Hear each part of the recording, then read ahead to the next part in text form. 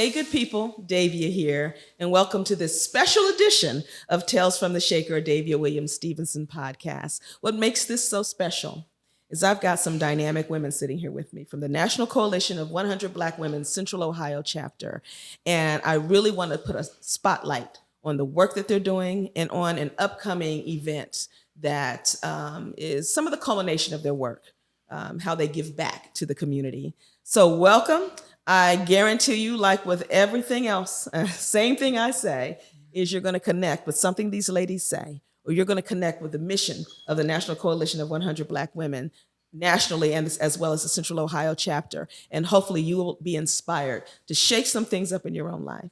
All right, so I'm going to start, like I always do, by way of introduction. I'm going to tell you a little bit about the coalition, and then I'm going to introduce each of these ladies, and we're going to just have a little conversation. Good with that, ladies? Yes. Good with all right. That. So, National Coalition of 100 Black Women Central Ohio chapter. It was chartered in September of 2011 with 35 African-American women from Central Ohio, including Delaware, Fairfield, Franklin, and Licking counties, who believed in the mission of the National Coalition of 100 Black Women. It was launched, the National Coalition was launched in October of '81 with representatives from 14 states and the District of Columbia, and selected Jewel Jackson McCabe as its first national president. Its mission was to advocate on behalf of Black girls and women through national and local actions and strategic alliances that promote their agenda on leadership development, gender equity in the areas of health, education, public policy, and economic empowerment. Today, the national movement has garnered thousands of members over the years through 63 chapters operating in 28 states. It has truly grown. Full disclosure, I too am a member of the National Coalition of 100 Black Women Central Ohio chapter. I've taken a little bit of a different role, so I'm not as active on the daily, but I really believe in and support their mission. So this is my personal pleasure to have this conversation. So I'm going to start by way of introduction. We're going to start on this end. This is Ms. Jennifer St. Clair. She is the current president of the Central Ohio chapter. I'm going to tell you a little bit about her. And when I talk about these women and share little bits of their bio, and again, bits of their bio, or we'll be sitting here watching me read all of their dynamic achievements, I want you to think about what else they could be doing with their time. But they're investing it in Black women and girls in these areas of health and gender equity and economic development, all of these places. So Jennifer, as the current president of the Central Ohio chapter, has been a member of this organization for 10 years. President St. Clair has served as second vice president of finance and fund development, treasurer, and third vice president of membership, and she's a retiree from AT&T and Lilliebridge Health Care Services. She's a board member for Friends of Art for Community Enrichment, FACE is the acronym, a member of the League of Women Voters, and a member of the Central Ohio Parliamentarian Unit. She was recognized and honored among who's who of successful African Americans. And she's an active member of her church, the Advent United Church of Christ. So thank you for spending your time here with me. I'm going to take a second to pull up the other bios because y'all, sometimes that's just how it goes. And Wanda was very kind, Dr. Wanda Suber, as I said, to give me a brief bio. And that's what I asked for, a brief bio. And that's what she gave me because we could talk for a minute about you too, lady, and we know that. Dr. Wanda Suber, I like saying that. I know you don't lead with that, but I like saying it because I'm proud of you. Thank you. Serves as Deputy Chief of Religious Services at the Ohio Department of Rehabilitation and Correction, where she has served in numerous leadership roles, no surprise. She is best known for successfully facilitating and managing community service among offenders, within 32 prisons for more than 17 years. And side note, Wanda, we've talked over the years, especially during election season, which is where we're heading again, about gerrymandering. And early on, I didn't really understand why you were so passionate about that, how you were so connected to that cause. And now understanding your work within the prisons gives another layer of context about why that was important.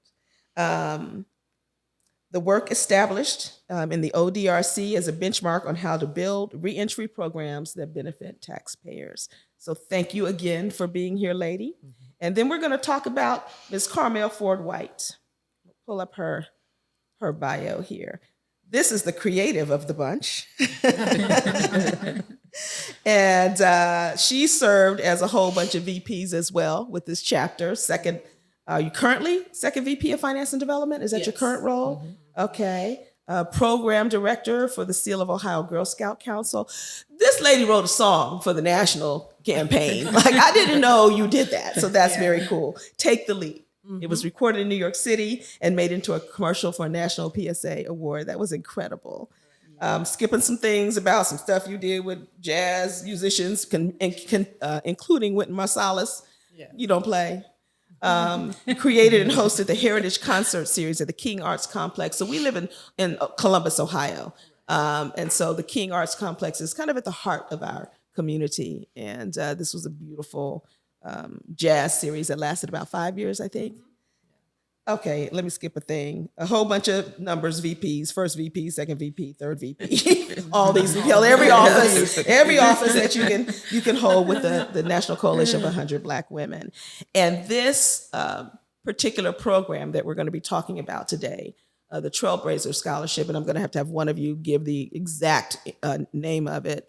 Carmel was the founder, the visionary and the founder of this program about 11 years ago, I think. Yes. Yeah. So thank you, ladies. That took a minute, but I think I want people to know who you are. And because you got a lot of things going on in your life and a whole lot of other things you could be doing. But amongst you, you have spent decades, you've given decades of your life to the causes of this organization. So I need to know who you were. I wanted people to know who you were. This is that important. So thank you. Thank you for coming, hanging out with me in my basement and sipping and talking. So, as is always important to me when I invite people to this program, is to talk about your why. People do lots of things and for lots of reasons. And my hope, my expectation, knowing you ladies, is that there's something that inspired you that may also be inspirational to others who get the chance to listen to this conversation. So since I'm going to try to keep it linear for a minute, but I might play with you and move around as we move in, and feel free to jump in. All right, I'm going to lead off maybe with some order, but we don't need order. We're good. We don't need order. All right. So Carmel, tell me, why have you? You were one of the founding members of this chapter. Is that correct? That's correct. Yeah. Yes. Why? Seriously, you could do anything. You've traveled the world. You're a creative. You've promoted other creative pursuits. What about this organization and its mission caused you to stick? Well, the why for me is Black women and girls, which is in our mission statement. Yeah. And it's such an honor to meet women on so many levels throughout their careers, beginning their careers, and girls who are looking up to us to know what they want to do towards the future. And it's just been a pleasure being around women like this, dedicated to the same mission. And I can't really see myself doing much of anything else. I'm one of those people, I am mission driven, and this is the mission for me. And I love being here. I love it. All right, Doc. I'm gonna mess with you. Okay, you got the mic. All right. Girl, I may not give it back. No, you got the mic. Step up just a little bit, just to make sure we don't miss any of your words. I'd love to hear. What do you gain by giving through this organization? I gain that. Well, I've said this before, and I continue to say it. And it's the gift is in the giving. And through community service, I think when you give to the community, you leverage opportunities for so many people. That gift comes back to you, and then you feel more empowered to continue on that path of giving and getting. And that's what it is for me. And it has always been that. I think that if more people engaged in community service, they will find that they can begin to understand their neighbors. They can become more empathetic. And we would not have the division that we have today if we just sit and listen. What are people trying to say? Read their body language, but allow them to talk. And you sit down and listen. And you might find that you can become friends as a result. So with what we do and in our work, we're trying to connect with the community that we are part of and then leverage the opportunities for everyone across the board. I love it. You said something about if you just sit and have a conversation. it humanizes people. It really does. And what we're seeing in this climate is this move to dehumanize people. Yes. That way you can dismiss them. Yes. And you have the opposite mission. And I love that. I love that. I press. Miss Jennifer Sinclair, current president. Well, I think and I know that all of the positive things that I do in the community have been ingrained in me from my parents. My mother was very involved in the community. My mother was a huge quilter. She shone things at the King Complex. My father was always out in the community helping people. And I think between me and my two sisters, it just kind of wore off on us. And from a young age, I can remember being at church, and you know how they push you up there to say that speech, how they push you up there to do certain things. And that's kind of how my mother, I loved her to death, and she's no longer with us. But that's always how she was. I mean, I can remember things that she did that were a sacrifice, so that we three girls could have the best, be in all of the clubs, go to all of the events. And so I think as I got older, the other organization that I also belong to, they are focused on youth and seniors. And I think that when one of the members of the coalition came to me and said, I think you need to join the coalition. And I was like, I'm already stretched. You want something done, ask a busy person, right? Yeah, I'm already stretched. But I was so proud to have been asked and to be a part of the coalition for these 10 years. You said something that was that really struck me. You talked about your mom and what an influence and your intention, your life of giving was just ingrained. It's how you did life. Right. I worked as a mentor with a program with middle school girls some time ago. And one of the sessions we always did was the kids got to introduce their mentor. And one of the questions is always, who's your hero? And I remember saying, well, this may sound cliche, but my mother, blah, blah, blah, blah, blah. And I talked about my mom. Absolutely. One of the young ladies pulled me aside and said, you're lucky, Ms. Davia.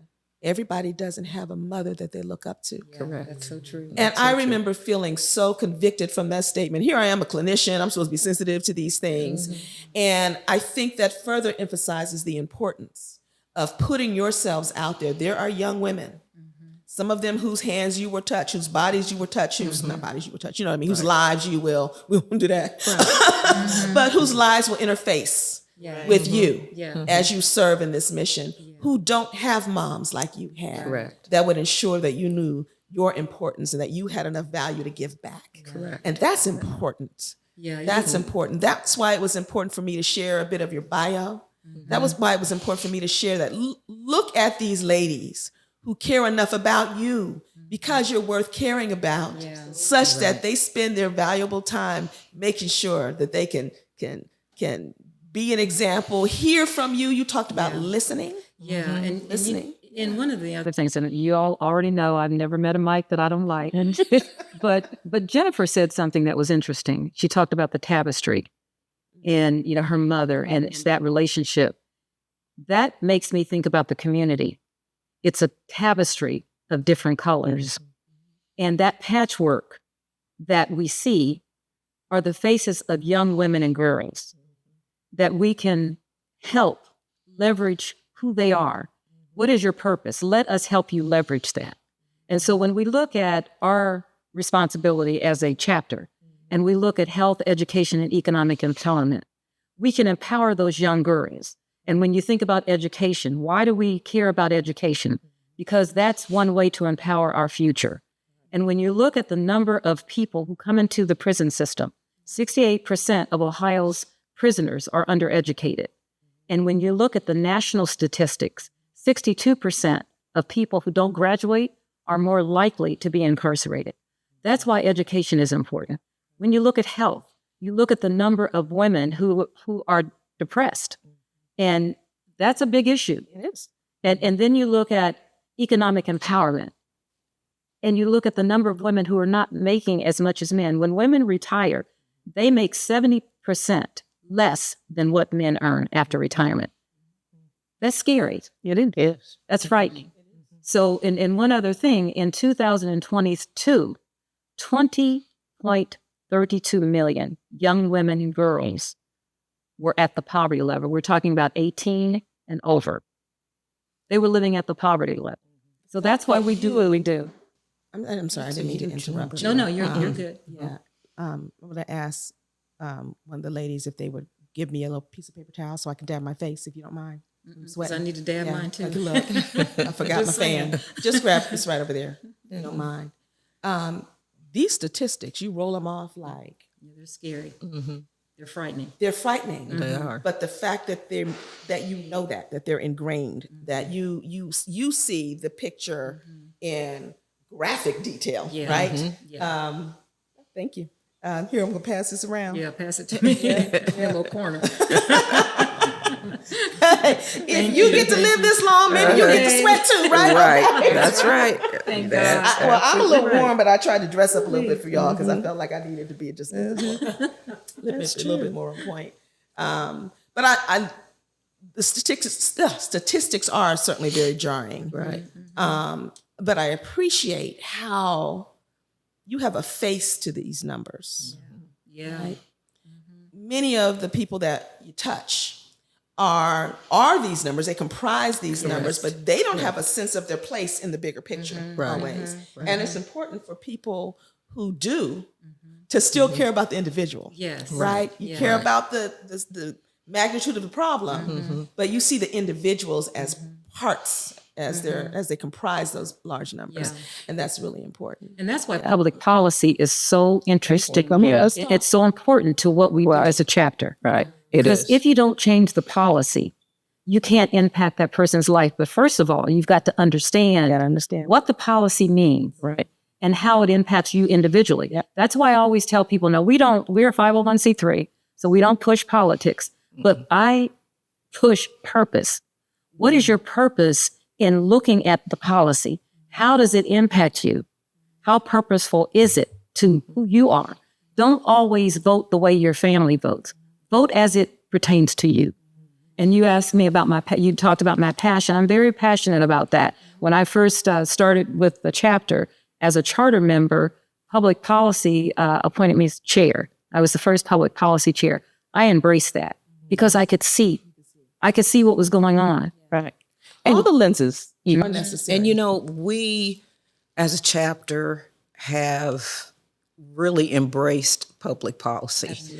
When I leave here tonight, I'm going home to have a Zoom call regarding public policy and collaborations with other organizations in the city who are doing like-minded things like we are. It is very important. One of my big concerns, as I briefly had a little career in public housing, is the lack of housing in Columbus. I mean, that is so important. Now, we've seen City Hall this week put some dollars into housing, but it's more of Black women and their daughters who can't find affordable housing. Yep. And that's one of the things that really, really concerns me, because many times when I was in that industry, I had to turn people down because we did a credit check. And I would say, okay, tell me now how your credit looks. Yes. Because I can't get you into housing if your credit isn't looking good. And it would come back and it wouldn't be good. It's such a vicious circle. It It's is. It is. There are, and a credit rating is so considered a reflection of your character, and not always a reflection of your circumstances. Right. And you need faces like yours in the place that can see beyond, right? See beyond what some of those numbers are. That made it difficult, but at least you were in a space of trying to advocate or educate so that the next application is not a no. Correct. Right. Correct. And as you look at how this city is growing, and it is growing, and I'm proud of much of the growth of Columbus, but I think the issues that come with growth Yeah. are much of the housing you see being expanded and built are for higher end people That because is the jobs that are correct. coming in are higher end jobs. And that's why the 2024 Trailblazer Honors and Scholarship Awards program that we're hosting on May 30th from 6 to 9. Come on now. Columbus Hilton. Don't get there. It is so important at Easton. It's so important. It is. And those scholarships, the theme this year is empowering our future through education. And I look at what we do, health education and economic empowerment, and I often say it's a pyramid. And I call it the trifecta. Those three things impact a woman's life as well as young girls. It's so effective in terms of pulling them down to that poverty level if we don't pay attention. And so if it's tipped at all, if that pyramid, if one point is tipped, it can then destabilize the whole pyramid. If your health is impacted, you can't work. Mm-hmm. So there is your economic empowerment. Right. If you're undereducated, you're not going to get that job. And then you get depressed. So now there's your health being impacted and your economic ability to maintain or sustain. So that's why we do what we do. And then that's where policy comes in because it impacts every tip of that pyramid. And if we as women don't address it, who will? And things I want to add to that we are also a hands-on organization. We were just talking before we start filming about a mentor program that Madam President attended this morning with middle school girls and some of the things they were sharing with her. And then also at our last general body meeting, we had the young women that came in and shared some professional.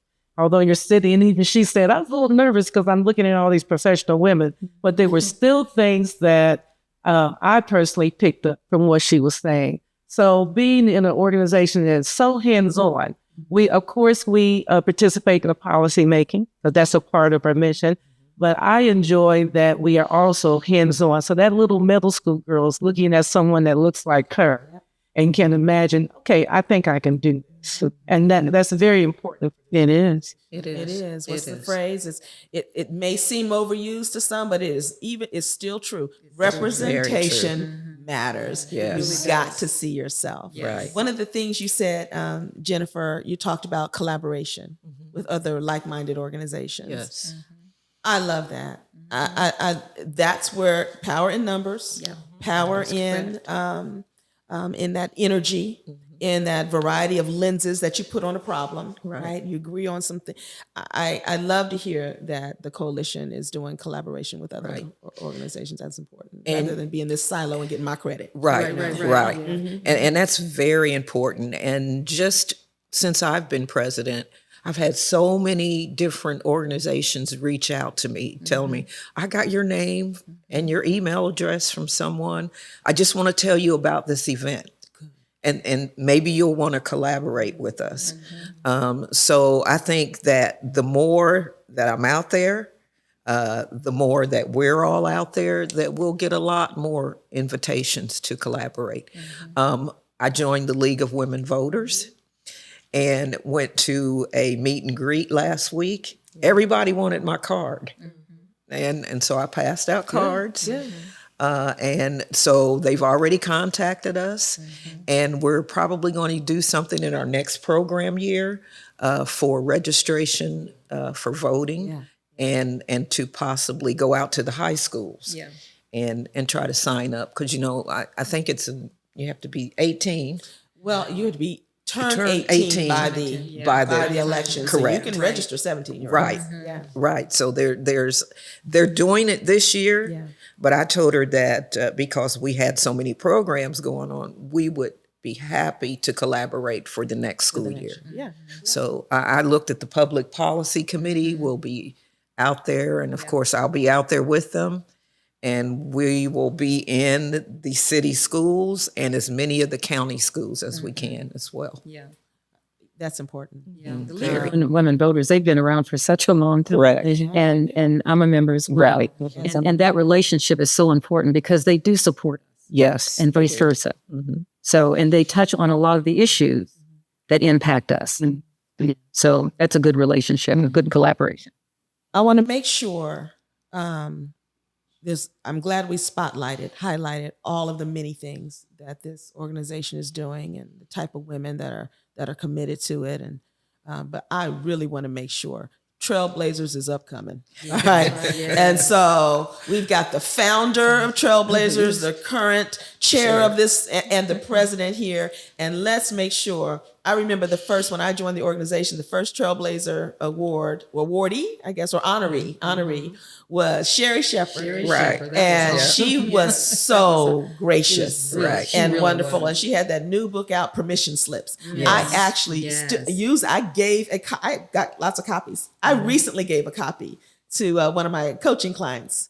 It's a good book.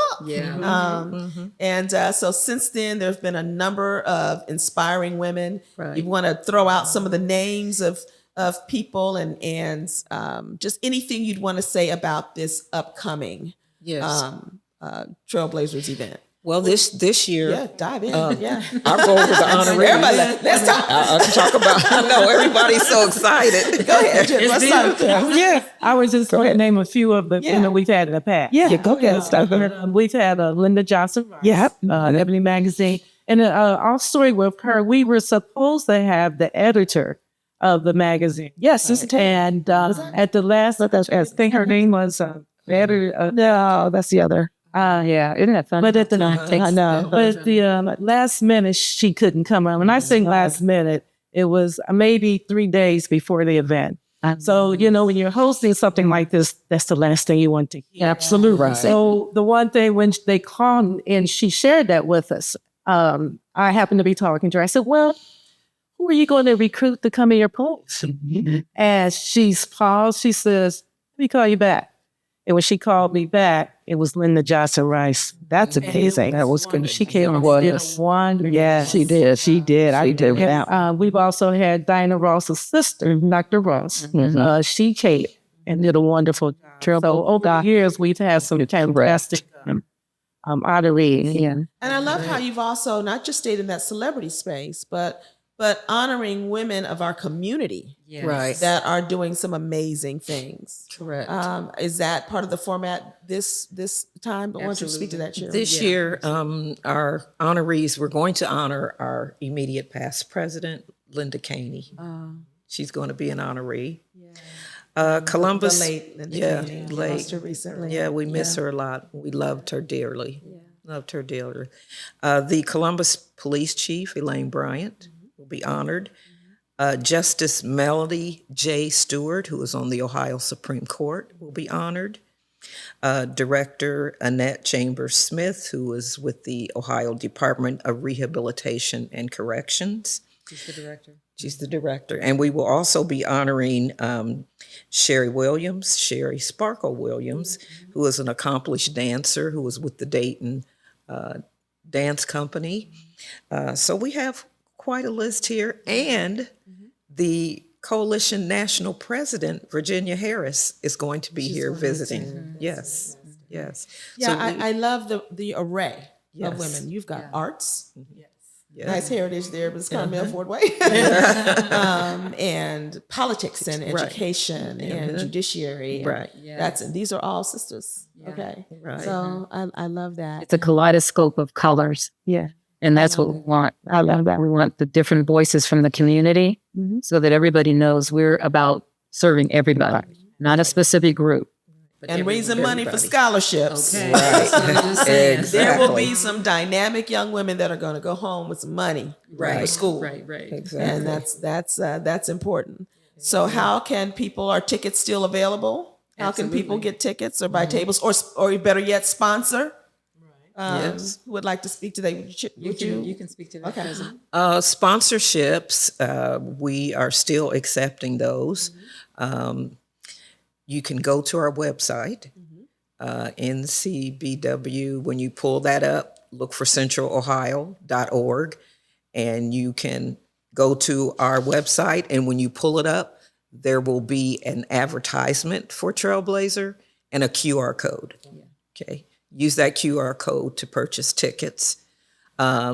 if you want to be a sponsor, you could also put that information in, and the person who is monitoring that would then let me know, and I could let second VP know, so we could send you a package. So there is a letter and there's a commitment form that we can send you out for sponsorships. Well, you want to do that? I want to do that. And just to let the viewers know that it's the National Coalition of 100 Black Women Central Ohio chapter. Right, because we do know that there's been a little bit of confusion. So we just want viewers to know this is the Central Ohio chapter. Correct. It's important. We're going to wrap up. Any last words before I talk about what we're sipping to toast our conversation? I would just like to say we really appreciate you, Davia, for having us here today. I've known you for many years and have always been A fan. a big fan. A fan, I'm just saying. Yeah, I know, a big fan. We're not talking about this kind. Well, No, but those are good no. too. A big fan of yours. But we really appreciate Yes. you having us. We look forward to seeing as many of you as possible coming to our That's right. Blazer event. This is 11 years for us. It's a beautiful some event. dynamic young people at college, and they have come back, circled back, and we're looking forward to continue that. So look for us on May 30th and hope to see you. Right. And as the chair for this year, I am just so humbled by the appointment. And just know that we are looking forward to seeing our people who hopefully are listening and will purchase a ticket. And I just want to also say that, part of what I've done with the organization, I was first VP, second economic empowerment. I've done a number of things, and I've done those things because my heart is in it. And we do what we do because our heart is in it. And so we would like to share our hearts on May 30th. Hey, At the Hilton. okay. That's really Columbus. Columbus Easton. This is not shame. They have no shame. We are here to plug this event. Absolutely, absolutely. So Well, please come. We are toasting with a glass of Chardonnay from, I thought since we are with the coalition, National Coalition of 100 Black Women Central Ohio chapter, that we would continue the theme and we would support a Black vineyard. And so the Brown Vineyard from in the Napa region, we're drinking one of their Chardonnays. It's nice and light and fresh. So cheers to you. We can't reach our glasses. Cheers. All righty. And thank you, folks. This has been another episode of Tales from the Shaker. We want you to take action. We've got a call to action on this one. This event sells out every year. Every year, no matter how we keep expanding, because the work is good and the event is lovely. So I hope you'll support. All right. Peace to you. You're welcome.